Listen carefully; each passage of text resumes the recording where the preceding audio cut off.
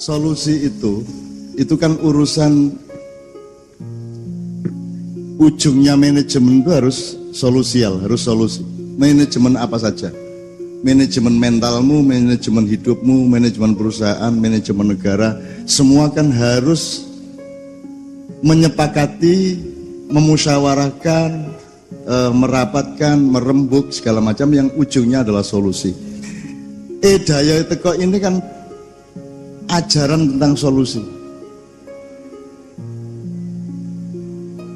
Jadi kalau Anda salah solusi, Anda akan bukan hanya tertimpa oleh masalah terus-menerus, tapi Anda bisa ditimpa oleh tambahan masalah. Jadi misalnya daya teko, wis ya, enggak ada masalah ya. Daya teko, nek ono daya teko apa? Beberno kloso bener ya. Oke. Ternyata ono masalah. Klosone bedah, tikarnya bedah. Ini nanti bisa ada sesuatu yang tidak benar terhadap tamu kita. Satu, sopan santun. Nomor dua, kenyamanan. Maka harus ada cara untuk membuat klosone tidak bedah. Apa diganti, apa dijahit. Ternyata solusinya di lagu tadi adalah tambalen jadah. Coba ngerti jadah, ketan itu digawe nambal kloso. Terus daya kok kon lungguh ndek ndukure kloso sing ditambal ketan. Kira-kira kelet ada nang celonon. Nah, Anda sudah dapat masalah kloso bedah, Anda punya saudara yang bertamu ke Anda, tapi karena solusimu salah, kamu menjadi kehilangan kloso dan kehilangan saudara. Sebab dayohmu muring-muring, tersinggung. Lah ya apa aku dikon lungguh? Celonoku mulai kelet kabeh kayak gini. Gitu kan? Jadi negara kita, Anda lihat aja, pemerintah kan banyak sekali yang nambal jadah ini. Anda lihat aja, apa itu tingkat lokal, tingkat regional, tingkat nasional, bahkan tingkat internasional.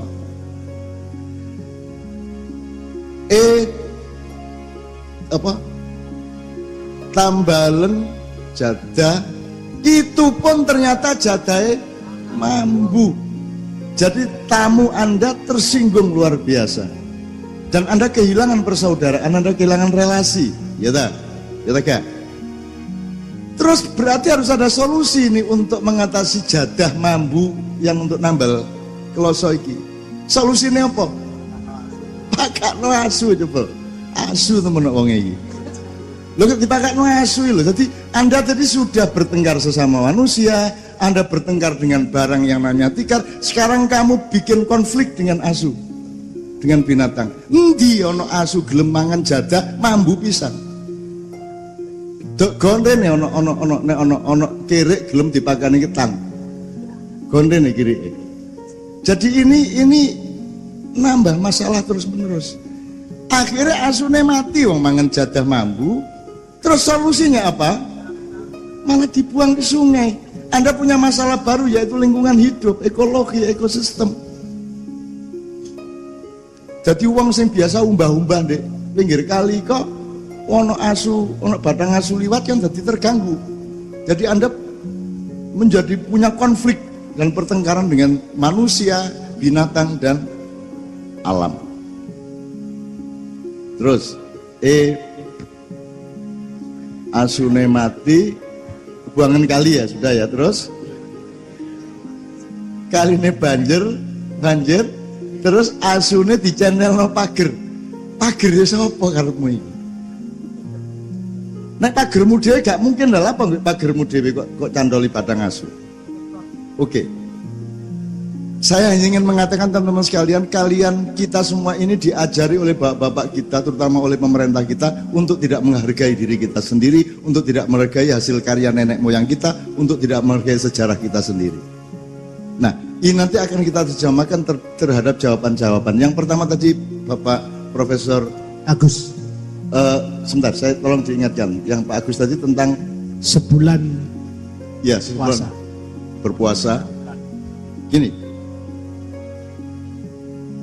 Puasa ini kan metode, ada mekanisme, tidak makan pagi sampai sore.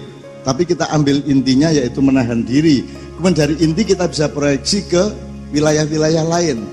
di bidang apapun ternyata kita memerlukan disiplin puasa, yaitu menahan diri. Upamanya nambang emas, nambang batu bara itu boleh dihabisin apa harus poso, dengan perhitungan bahwa anak cucu kita itu punya hak atas tambang-tambang itu. Kudu poso tak gak kudu nih? Ada nggak undang-undang untuk memposokan penambangan? Jadi BUMN itu kan lembaga pelampiasan dan kerakusan, kan begitu dihabisin semuanya. Jadi anak cucu kita bagaimana? Maka puasa sangat diperlukan untuk menjadi disiplin di dalam melakukan apa saja. Itu Pak, kira-kira jawaban prinsipnya begitu. Jadi di luar Ramadan harus kita temukan puasa-puasa yang bermacam-macam, baik individual, sosial maupun kenegaraan. Kalau individual gampang kok. Puasa ini misalnya ini loh. Kon wani ngelakoni sing kon gak seneng, mergo apik kon jane gak seneng tapi mergo apik kon gelem ngelakoni, masih gak enak. Tapi apik gelem ngelakoni itu berarti kon wis manusia puasa. Atau sebaliknya, kamu siap tidak melakukan sesuatu yang kamu seneng. Jangan kon seneng aku ora itu ikut, cuman demi kemaslahatan bersama gak sido tak rabi. Ngono ya.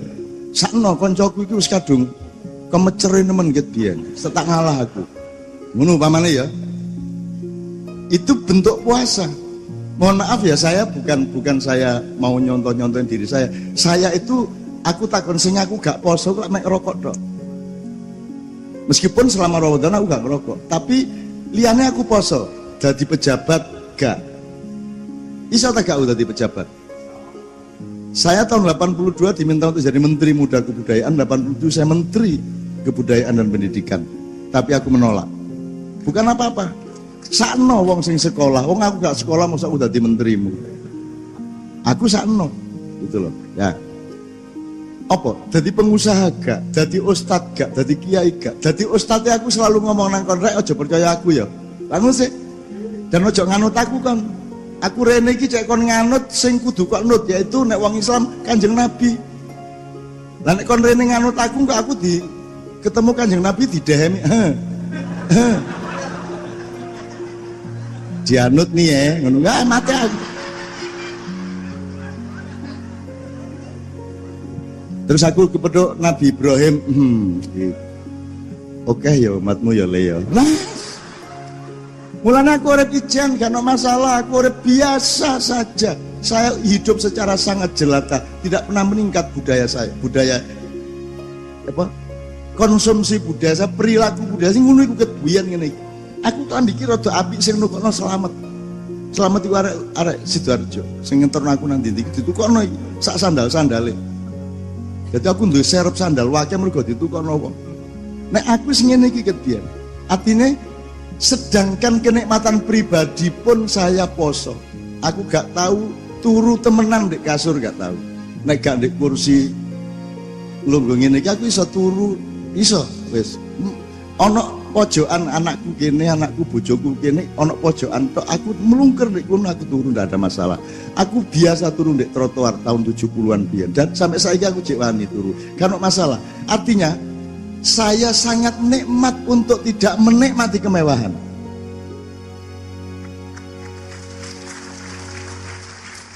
Dan saya bilang, ya Allah, kalau aku berbuka puasa di bulan Ramadan, jadikanlah semua makanan itu hambar di mulutku, ya Allah. Supaya aku tidak menikmati buka di dunia. Dan simpanlah kenikmatan dan emas berlian dunia ini untukku nanti di surga bersama anak-anak dan anak cucuku. Jadi kon nek ngeterno aku mangan kon jadi wis opo dengarku tak badok kayak gini, wis karena masalah.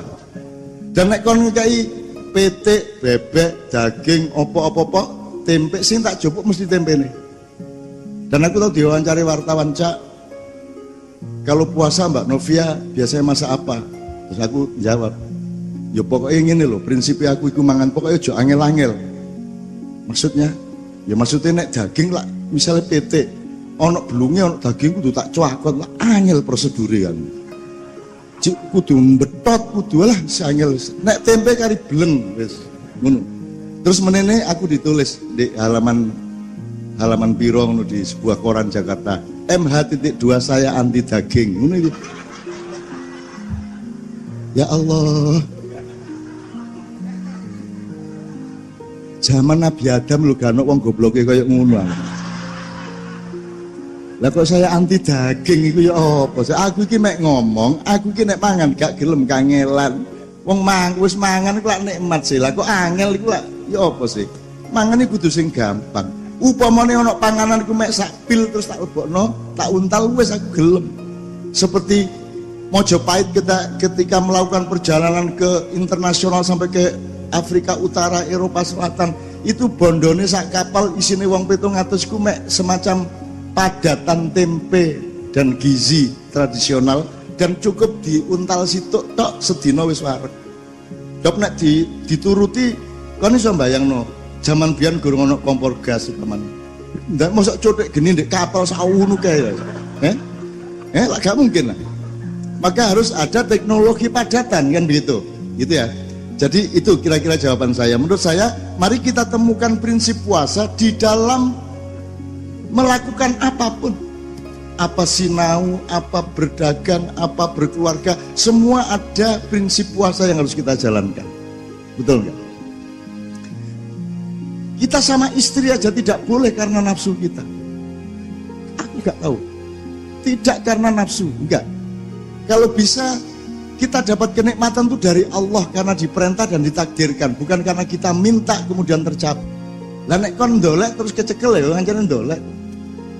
Nek kaya aku lah gak ndolek, moro-moro ono via ngarepku tak saut ngono ae aku. Enggak ndolek aku gak. Tak saut ngono ae wis. Mari masio aku ya didoni sih tapi gak masalah. Didoni lah cek menyatu zat-zatnya.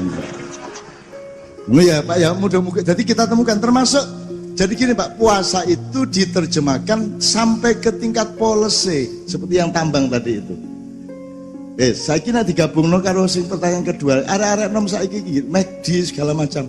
Sampai ojo nyalano arek-arek nom. Arek bayi ojo sampai mangan geni tapi sampean jarno ae berangkang nang kompor. Ya kompore di singkren. Nek ancane arek-arek iki gak kepengin arek-arek iki nongkrong ndek McD, ndek iki segala macam, ya ojo oleh McD-ne ndek kene lek ngono sih. Enake sampean. Jadi kewajiban pertama bukan mereka, kewajiban pertama adalah orang yang kita bayar untuk membuat policy, yaitu pemerintah. Kita bayar mahal mereka itu. Dan kita hormati seolah-olah mereka itu raja. Kalau mereka itu buruh kita yang kita bayar. Terus kalau kita jalan kita yang harus menyingkir. Mestinya dia yang nyingkir kalau kita jalan. Lah ngono jare. Ojo terus kon seweneng nyukur-nyukurno ya aja. Tapi maksud saya itu seperti itu. Jadi kayak ngene wis, apa wis? Lu bagaimana anak-anak kok disalahkan? Lu wong ancen ono McD.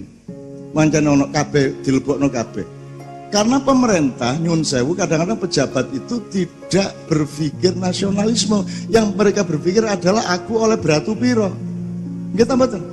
Apa itu pembangunan hotel, masuknya perusahaan, sogo, mall, semua kan pejabatnya mendapat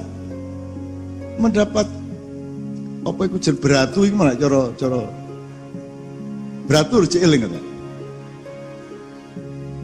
Iya kan itu pertimbangannya. Jadi nasionalisme itu nomor satu jangan dituntutkan kepada rakyat. Nasionalisme itu nomor satu dituntutkan kepada presiden dan semua staf-stafnya. Sampai gubernur, sampai lurah. Mereka yang kita bayar untuk menjadi nasionalis, bukan rakyatnya. Nek rakyatnya itu gak tak salah no. Gak kira nyalah no rakyat. Oh rakyat itu lumayan tuh, gak dikai penggawean, dolek penggawean dewi lah wes. Ya tak? Gak dijamin uripin, jamin dewi. Kita betul. Direwangi nang luar negeri, kue dinyek-nyek. Kita hanya bisa memproduk, hanya bisa mengekspor pembantu rumah tangga. Kon dewe gak iso ngekei penggawean, ono arek-arek sampai nyabrang pulau, dolek penggawean kok nyek dewe. Mari ngono kon nekakno Cina sak ono kae mlebu rene nyambut gawe pisan. Iki kalau ngomong nasionalisme nomor satu yang harus kita nilai adalah langkah-langkah presiden dan bagaimana DPR mengontrol presiden. Dan seterusnya lah ya. Jadi nek arek-arek ngono ya salah, tapi salah itu di bawah 15%. Iya, ya apa? Sama dengan ngerokok. Aku iki ojo kok larang ngerokok. Tutupen pabrik rokok iku. Karena masalah aku, anggap aku gak ngerokok pakai enggak, gak masalah. Saya tahu bahwa puasa itu untuk menghindarkan kita dari situasi nyandu. Yang menghancurkan manusia adalah kalau Anda sudah nyandu, masih nyandu apa itu? Kecoba nyandu cinta Allah. Nek nyandu liane bahaya. Mulai ojo nyandu. Masih kon seneng ngerokok, gak ngerokok kudu gak masalah. Kami keluar negeri ndak ngerokok ndak ada masalah. Gitu loh. Aku iki mang gak ngerokok gak masalah, cuman karo suka ditawani asbak. Terus karepe cek ono kancane dhek ngerokok lak ngono sih. Jadi yang salah yang membuat asbak. Iya. Dan ketika suka nyulut rokok, saya kan pekewo, dia sudah nyulut tak kancanane. Jadi saya tadi tidak niat merokok, saya niat ngancani suka. Lah kurang ya apa lah. Lah kurang ya apa, ya bisa. Aslinya aku gak kepingin temen gitu loh. Cuman kan saya kan harus menyebar kasih sayang kepada siapa saja. Loh ngono lho Rek. Jadi kira-kira bentuk puasa itu bisa diterapkan Pak di kampus ini Pak. Loh kan harus puasa, harus dibatasi. Kan margin itu harus jelas Pak. Margin itu kan output dari puasa gitu loh. Sinau sak piro sik anggitmu hifdzul Quran mesti apik ta? Ya apik nek apike, cuman gurung mesti apik rek dalam aplikasi menyeluruh dalam kehidupan.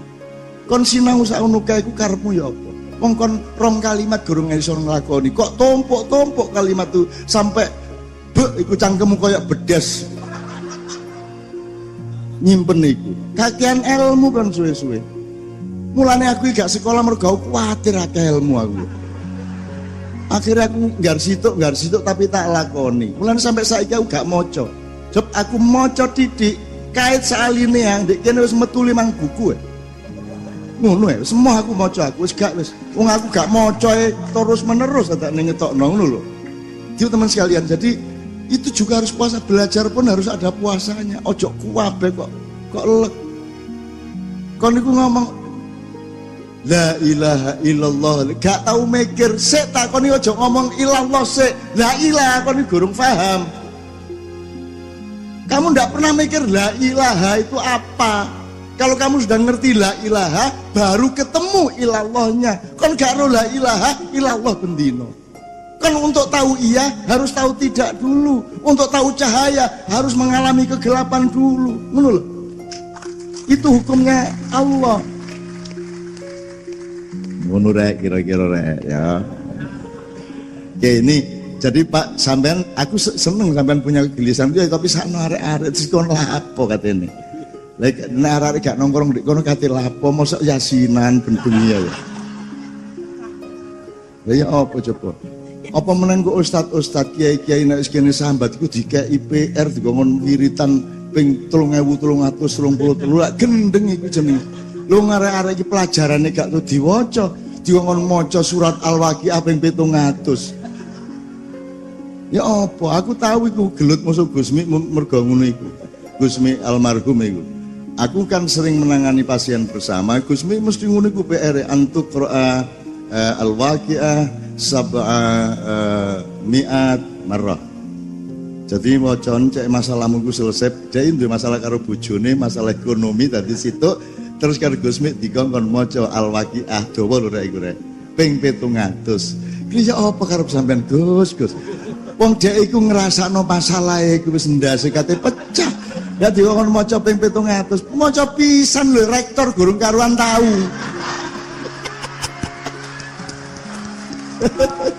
Ngene rek ya. Ya iki bismillah iki karo guyon tapi karo temenan. Dadi poso adalah menemukan batasan-batasan ngoten nggih. Tapi saya setuju kegelisahannya dan itu saya juga sangat gelisah. Lah terus ya apa? Pemerintah kita sendiri tidak tidak mempolisikan nasionalisme di dalam tatanan dan manajemen yang dia lakukan. Sekarang kalau kita sambung ke beliau atau sama dengan Bu Hasti tadi ya, yang gelisah dengan anak-anak tidak bisa main padi lele, gedung-gedung ada import kebijakan. Loh, Mestinya kan ada policy tentang IT. Mestinya ada policy tentang Facebook, ada policy loh. Di Amerika saja ada sensor kepada televisi kok. Di Singapura itu sangat ketat sensor televisi. Di sini tidak boleh ada sensor sembarang oleh. Ya apa? Gunanya negara itu nggak pager ya apa sih rek? Negara itu gunanya dikongkon gawe tembok, gawe pager, cek banyune miline, tandurane iku jelas nggone, ngono lho. Lah nek iki kok buka blak gak usah negara kok nang wis. Ayo dagang bebas, pasar bebas, ayo gelut satu sama lain. Ngono. Gunane pemerintah itu untuk memproteksi rakyatnya, jangan diculno di pasar bebas 100%. Akhirnya kan kabeh mek ndolek badi. Kabeh jadi sudra. Setiap wali kota jadi sudra, setiap gubernur jadi sudra, setiap menteri jadi sudra.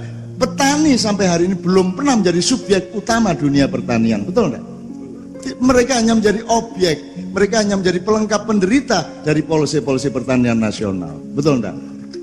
Mereka gak ngerti poso iku mang, gitu lah Bu. Jadi makanya Kiai Kanjeng itu gak perlu diakoni, gak perlu njaluk tolong sopo-sopo, gak perlu kok pokoke Kiai Kanjeng ngono iku. Dan kita menghormati semua Bu, wakeh Bu iki Bu. Hasanah ngene-ngene ku wakeh Kiai Kanjeng, sing saru-saru gak tak tokno.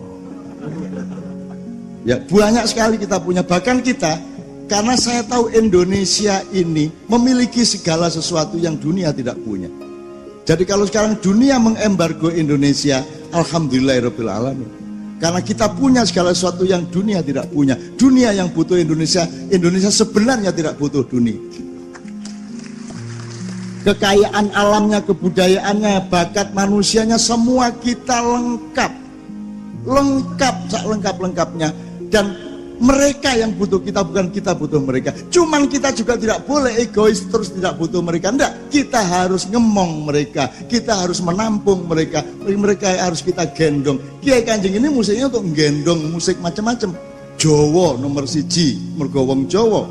Tapi Sunda dimong, Madura dimong, Dayak dimong. Nanti kita bawakan bersama-sama dengan Bu Rektor sama bapak-bapak yang lain. Kita bawakan nasionalisme bareng-bareng di akhir acara nanti.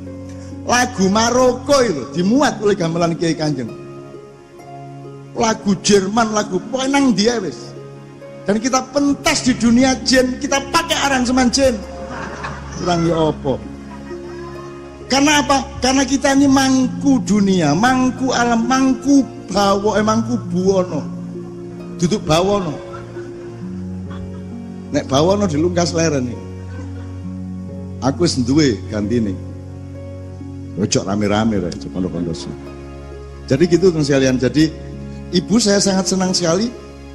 Saya sama teman-teman Jogja sudah menghimpun 200.000 mainan anak-anak seluruh Indonesia. Tapi kita tawarkan kemana-mana tidak ada yang tertarik. Saiki ganok jumpritan, ganok jentik, ganok apa? Padelele, ranggil, krangtel, ngono lho Pak. Wis gak ono apa jenenge obak sodor, terus apa itu jamuran yo gege yo jamur apa yo gege, ngono. Agak beda Jawa Timur, Jawa Tengah, tapi tidak masalah. Kalau di tempat saya jamuran itu sing didolok itu tuh jamur godhong gedang, ini gampang. Kan nek di desaku ngene ono wong sing dodol tela ku jenenge Wak Dairi. Iku mbulunge kuping ana mentole. Dadi jamur sira badhe jamur apa? Terus jamur pentole Wak Dairi. Wah, melayu kabeh Wak Dairi, diukur wonge wararek. Wah, diupenek-penek ngono. Seneng. Jamur suale Wak Lurah. Wah. Ngono lho, nek dadi awake dhewe iki ya saiki ngono melanggar HAM. Mas ya sembarang melanggar HAM. Nyelentik melanggar HAM. Lah terus dadi apa arek gamoh ngono ya. Ngene melanggar HAM, apa HAM iku? Gak ono HAM nek donya. Manusia tidak punya hak asasi karena asasi manusia itu tidak ada. Dia hanya diadakan, dia hanya diselenggarakan. Yang memiliki hak yang asasi adalah Allah Subhanahu wa taala. Kamu cuma dipinjami hak asasi, pinjaman hak. Ngono gak apa-apa. Jadi hak a.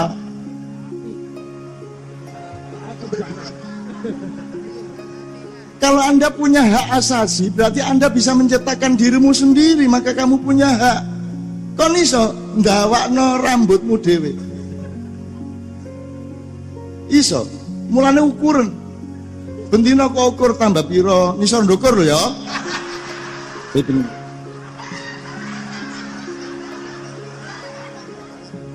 Rodok melungker seret.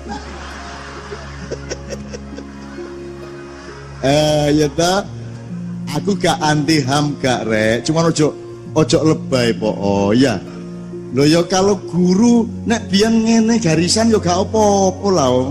Aku tahu nangkep di jalan, tabrak larin wong 6 luka parah, ditabrak mobil tak uber. Aku pas ijan kate latihan Kiai Kanjeng tak uber koyo ndek film. Wah, temenan tak uber temen, aku mobil dia mobil. Tak uber sampai mubeng-mubeng, akhirnya iso tak bualap, tak palangno, aku mencolot mudun, areke buka, kuncinya tak jupuk, sujud, ngono aku. Sujud ning karepku, sujud. Terus ono kolonel teko paman nih. Kamu ndak tahu apa-apa, pergi. Kamu ndak tahu apa, kamu ndak tahu masalah, kamu pergi, jangan ikut-ikutin urusan saya sama dia. Saya ngejar dia. Saya malu aku, mlebu mobilku tak gonang kantor polisi. Kita bawa ke kantor polisi Sentul, Polsek Sentul, tak gorono Pak, kita tangkep iki kurbane 6, ono tukang bakso, ono tukang becak, ono wong di jalan, pokoknya 6 iki sing ditabrak. Aku sing nangkep, aku sing duwe hak nang arek iki. Sampean gak oleh ngantemi arek iki. Nek nabok oleh ngono aku. Lho gak, beda nabok sama ngantem. Kalau ngantem tuh kriminal, nabok itu sayang. Ya tak gak? Tak gak? Ada bedanya dong. Pengertian mengenai violent, mengenai kekejaman, kekerasan itu ya salah menurut saya di Indonesia. Angger nyenggol titik, kekerasan. Kekerasan kok enggak boleh. Hidup ini harus ada yang lembut, harus ada yang keras. Dan yang ketiga kadang lembut, kadang keras. Lah nek gak keras, gak meteng.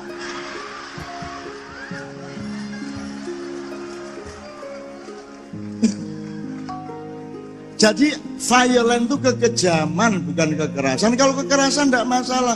Dan itu bukan fisik nomor satu. Aku tanya sama kamu, kamu merasa lebih terhina mana? Saya tabok, saya pukul, atau saya ludahi?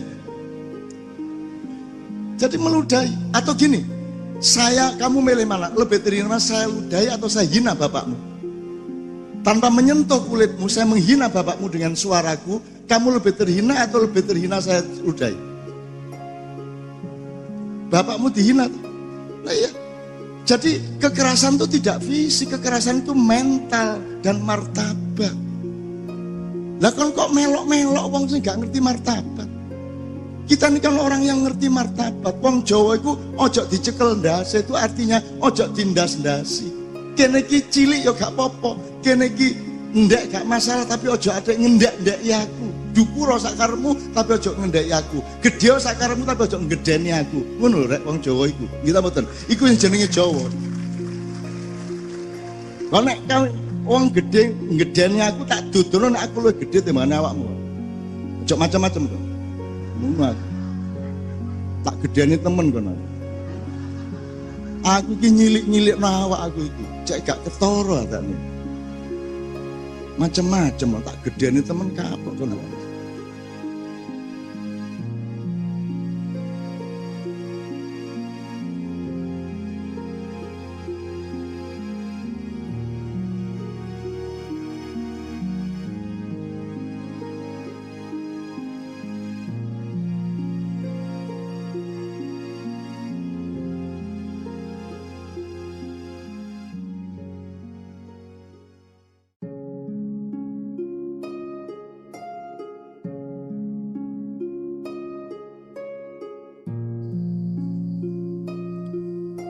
Assalamualaikum warahmatullahi wabarakatuh. Menahan diri untuk masa depan lebih cerah, atau berpuasa dalam segala hal. Puasa sendiri adalah sebuah istilah yang kita pinjam dari bahasa Sanskerta, yaitu upavasa. Kata upa berarti dekat dan vas berarti hidup. Penggabungan dua kata tersebut memiliki makna yang lebih dari sekedar menahan lapar dan dahaga. Konon, menurut para resi dan biksu,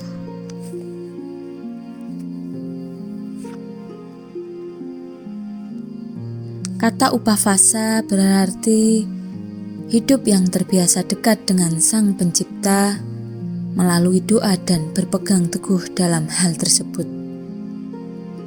Kalangan spiritualis dulu berpandangan aktivitas yang menyenangkan fisik jasmani seperti makan, minum, serta berhubungan badan sangat bersifat duniawi, sehingga dipercaya cenderung menjauhkan atau melupakan kehadiran Sang Pencipta. Dipergunakannya istilah puasa dalam bahasa Indonesia, bukan siam atau saum seperti populernya istilah sembahyang ketimbang sholat. Menggambarkan bahwa beberapa unsur peradaban Nusantara masa lalu masih diterima dalam kosakata harian kita. Negeri yang jumlah umat Islamnya mayoritas, penggunaan istilah puasa ini juga menjadi bukti bahwa laku berpantang makan minum ini telah berjalan jauh sebelum syariat siam Ramadan diturunkan kepada Rasulullah SAW. Al-Quran menegaskan, diwajibkan atas kamu berpuasa sebagaimana diwajibkan atas orang-orang sebelum kamu. Quran Surat 2 ayat 183. Adapun istilah orisinal yang diperkenalkan Quran dalam konteks berpuasa adalah siam dan saum. Keduanya dari segi bahasa bermakna menahan, namun bila dielaborasi lebih jauh, nuansa kedua istilah itu tidaklah identik persis. Siam adalah menahan diri dari makan, minum, dan berhubungan seks karena Allah sejak terbitnya fajar hingga terbenamnya matahari. Siam merupakan aturan administratif ibadah yang harus dijalani selama bulan Ramadan. Sedangkan istilah saum digunakan Quran dalam konteks lain.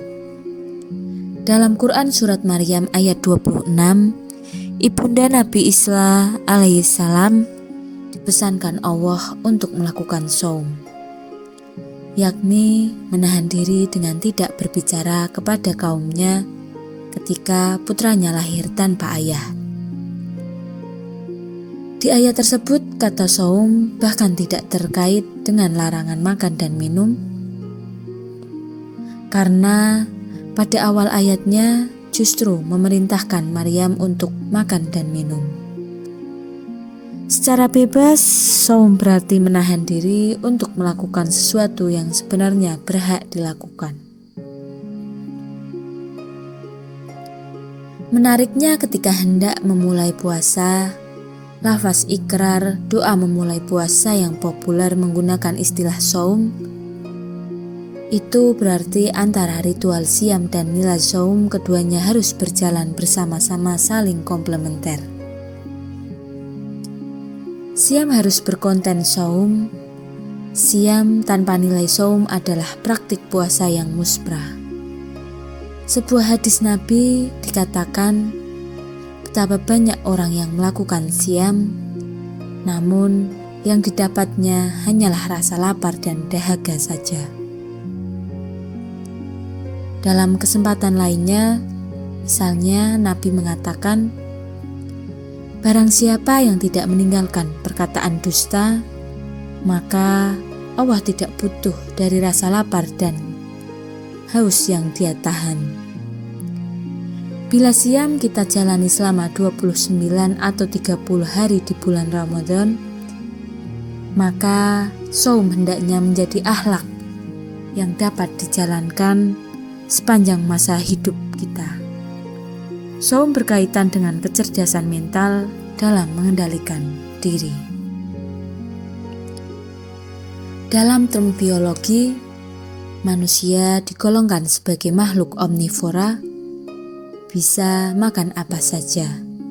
Meski dapat mengkonsumsi apa saja, kita membatasi diri dalam mengkonsumsi jumlah dan jenis suatu makanan. Itulah yang dinamakan saum. Kita bisa berbicara apapun, kita bisa berbicara sebebas-bebasnya, tapi kita mengendalikan diri untuk lebih memilih, mengatakan hal-hal yang baik-baik saja dan yang bermanfaat saja. Itulah nilai yang terkandung dalam saum. Bahwa hidup tidak dijalani berdasarkan kebebasan ekstrim dan memperturuti selera saja, tetapi membuat batasan-batasan yang baik dan wajar yang harusnya dijalani.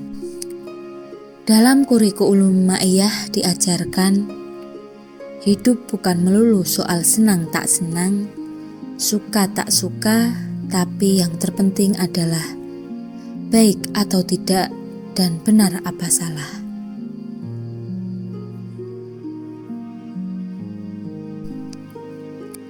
Mbah Nun pernah mengatakan bahwa ibadah puasa pada hakikatnya merupakan aturan yang sangat dibutuhkan manusia, tetapi aslinya tidak disukai manusia.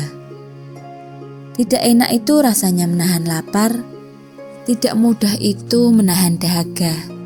Tidak enak pula kenapa harus diatur-atur bergaul dengan pasangan yang sah. Kenapa harus bersahur bangun dini hari? Kenapa harus ada batasan-batasan, pengekangan, pagar dan rambu-rambu? Lebih tepatnya, praktik berpuasa itu aslinya tidak disukai oleh kecenderungan syahwat manusia. Diwajibkan puasa Ramadan itu telah menjelaskan bahwa metode ini pada dasarnya tidak kompatibel dengan syahwat. Keinginan dan nafsu, bila memang secara default sesuai itu disenangi, maka tanpa disuruh-suruh atau diwajib-wajibkan pun akan dijalani manusia secara sukarela. Bagi manusia, mengendalikan diri jauh lebih sulit ketimbang melampiaskan keinginan.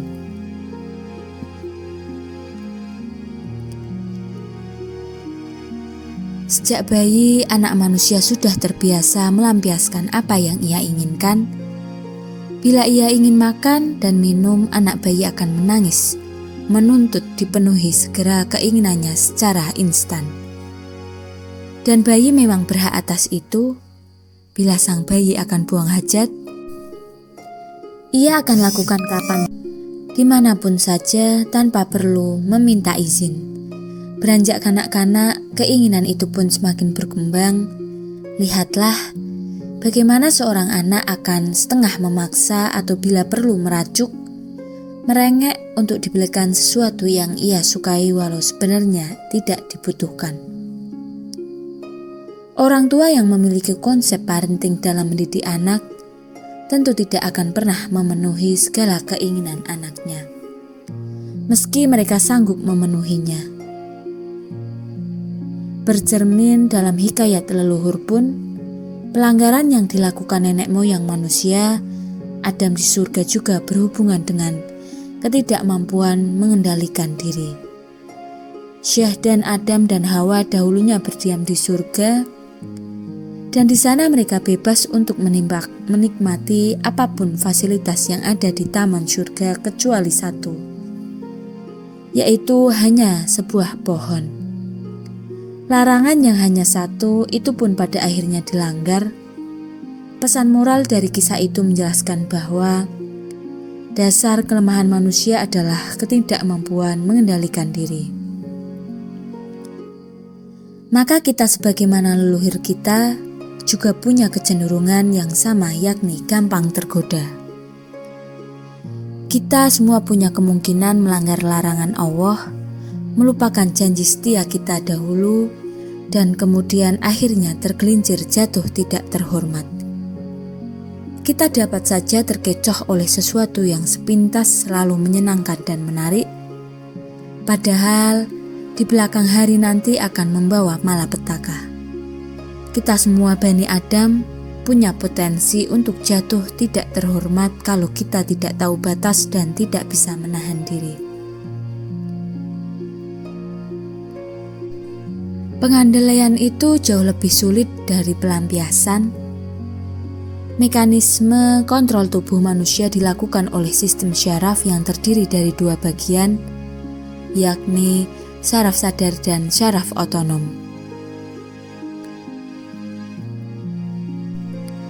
Analogi kerja syaraf tersebut mirip-mirip fungsi gas dan rem dalam sebuah kendaraan. Tanpa gas, kendaraan tak mungkin berjalan. Semakin pedal gas ditekan dalam, maka laju kecepatan kendaraan semakin tinggi. Namun, kendaraan yang berjalan tanpa rem jelas membahayakan penumpang.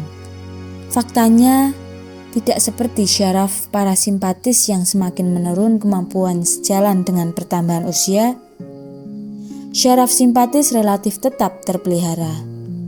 Karena itu syaraf parasimpatis ini perlu dilatih agar ia tetap dapat menyeimbangkan kerja simpatis yang mendorong dan memacu irama kerja tubuh. Kerja simpatis yang berlebihan dan tidak diimbangi, lamban laun segera akan menghancurkan konstitusi kesehatan, menurunkan imunitas dan mempercepat proses penuaan. Ibarat kendaraan yang hanya memiliki pedal gas, sementara remnya blong, maka kehancuran dari kendaraan tersebut menjadi hal yang tidak terelakkan.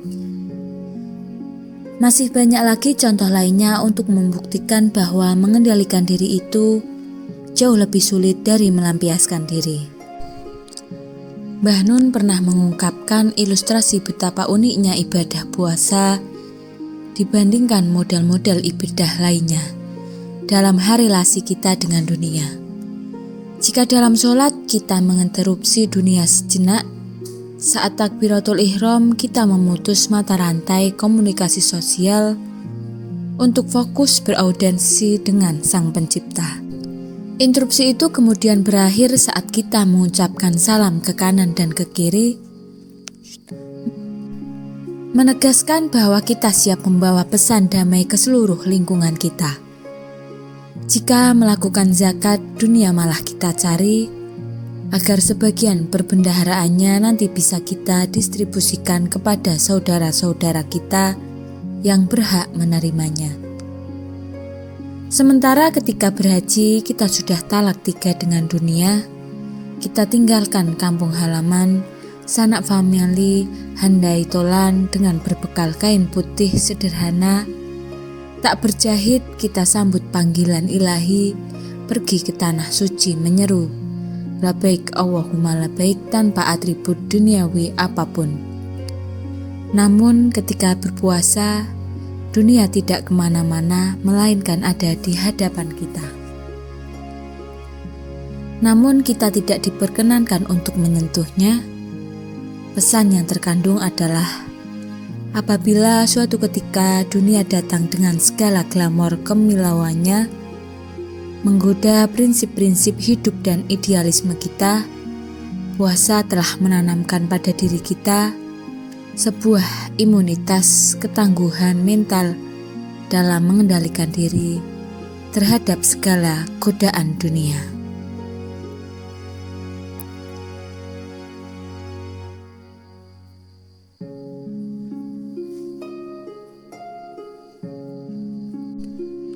Hidup harus dijalani secara progresif, berubah hari demi hari, waktu demi waktu menuju perbaikan. Orang beriman pantang berprinsip aku masih seperti yang dahulu. Para mubalik sering membuat perumpamaan, Jika pada bulan Sya'ban kita masih seperti ulat yang rakus dan menjijikan, maka memasuki Ramadan, kita digembleng, ditatar, dididik dengan institusi Ramadan untuk menjadi kepompong, hingga pada akhirnya menjadi kupu-kupu yang berpenampilan indah dan membawa kemanfaatan bagi kehidupan. Dan sesungguhnya puasa sebenarnya baru akan teruji dan dimulai justru ketika Ramadan berakhir.